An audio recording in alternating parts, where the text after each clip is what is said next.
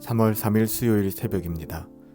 오늘은 로마서 묵상 54번째 시간으로 동일한 로마서 5장 20절부터 21절까지의 말씀을 가지고 죄보다 강력한 은혜라는 제목으로 하나님의 말씀을 함께 상고합니다. 다시 한번 로마서 5장 20절부터 21절까지의 말씀을 봉독해 드립니다. 율법이 들어온 것은 범죄를 더하려 함이라. 그러나 죄가 더한 곳에 은혜가 더욱 넘쳤나니 이는 죄가 사망 안에서 왕노릇한 것 같이 은혜 또한 의로 말미암아 왕노릇하여 우리 주 예수 그리스도로 말미암아 영생에 이르게 하려 함이라. 아멘. 죄가 더한 곳에 은혜가 넘쳤나니 20절에는 이렇게 기록하고 있습니다.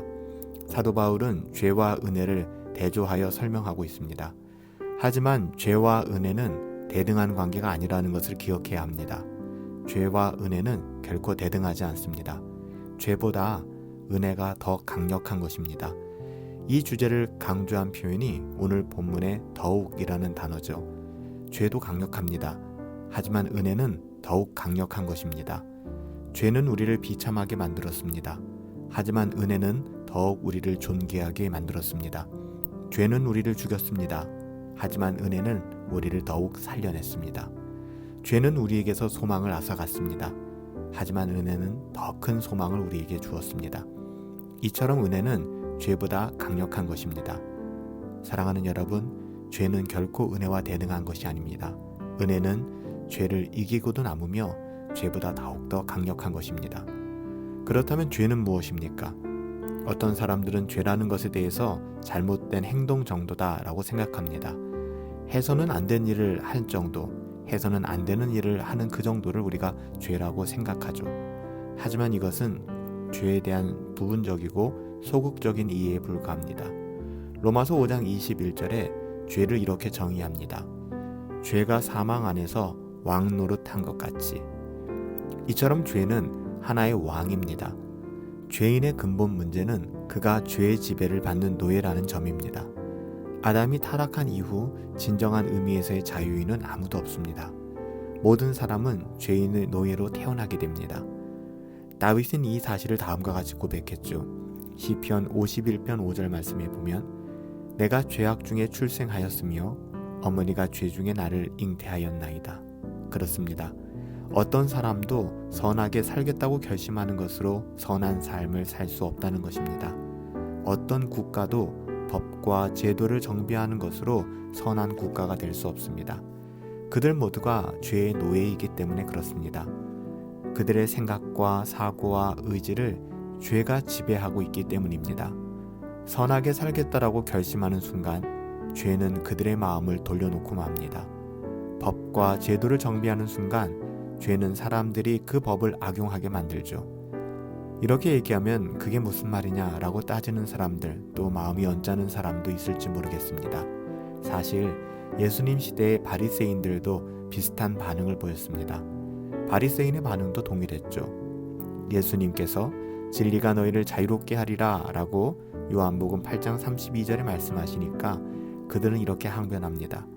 우리가 아브라함의 자손이라 남의 종이 된 적이 없거늘 어찌 우리가 자유롭게 되리라고 하느냐. 요한복음 8장 33절에 그들은 항변하죠. 그러자 예수님께서는 다음과 같이 말씀하셨습니다. 진실로 진실로 너희에게 이르노니 죄를 범하는 자마다 죄의 종이라. 요한복음 8장 34절. 이처럼 누구도 선과 악의 중간지대에 있지 않습니다.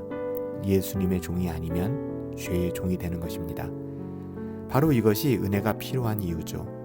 아무도 스스로의 능력으로 자신을 구원할 수가 없습니다. 모든 사람은 죄의 노예이기 때문입니다. 더욱 큰 은혜가 임하기 전까지는 죄의 영향력에서 벗어날 수 있는 사람은 아무도 없습니다. 더욱 강력한 왕이 임하기 전까진 죄의 노예 상태에서 벗어날 수 없다는 것이죠. 그런데 이런 은혜가 우리 가운데 임한 것입니다. 죄보다 강력한 은혜가 우리 가운데 임하게 된 것입니다. 죄보다 강력한 왕이 우리를 찾아오신 것입니다. 사랑하는 여러분, 바로 이것이 복음입니다. 그래서 우리는 영원토록 예수님을 위해 살아야 하며 일평생 예수님을 우리의 구주로, 우리의 왕으로 모시며 주님과 함께 동행해야 하는 것 아니겠습니까? 우리의 삶은 비록 죄가 더하지만 그 죄가 더한 우리의 삶의 자리에 하나님의 은혜가 넘친다는 사실을 잊지 마시고 오직 은혜가 왕노릇하는, 오직 은혜가 우리의 삶을 다스리는 그런 삶을 살아갈 수 있게 되기를 예수님의 이름으로 축복합니다. 은혜로우신 아버지 하나님, 저희는 죄의 종이었습니다. 죄의 지배를 받는 존재였습니다. 하지만 이제는 예수님의 종입니다. 예수님의 인도와 보호를 받는 하나님의 자녀이며 예수님의 종입니다. 그러므로 저희가 일평생 예수님만을 위하여 살게 하시고 항상 예수님을 찬양하며 살아갈 수 있도록 우리에게 은혜를 더하여 주시옵소서. 오늘도 죄가 더한 우리의 삶의 자리에 하나님의 은혜가 넘침을 기억하며 은혜에 합당한 삶 살아가기를 간절히 소원하옵고 존귀하신 예수님의 이름으로 기도하옵나이다. 아멘. 그렇습니다. 죄가 더한 우리의 삶의 자리이지만 그 죄보다 강력한 은혜가 우리의 어떠함이 아니라 하나님의 사랑으로 우리 가운데 주어졌습니다. 죄가 더한 곳에 은혜가 넘쳤다라고 기록한 오늘 말씀을 기억하시고 죄보다 더 강력한 하나님의 은혜가 왕노릇하는 삶 살아갈 수 있는 저와 여러분들 되시기를 예수님의 이름으로 축복합니다. 오늘은 수요일입니다. 오랜만에 우리가 수요 예배당에서 모이게 되는데요. 사랑하는 여러분, 오늘 참신앙과 거짓신앙 마지막 시간입니다. 함께 유종의 미를 거두시고 또 경건의 자리에서 하나님 함께 예배할 수 있게 되기를 예수님의 이름으로 축복합니다. 오늘 저녁에 뵙겠습니다. 승리합시다.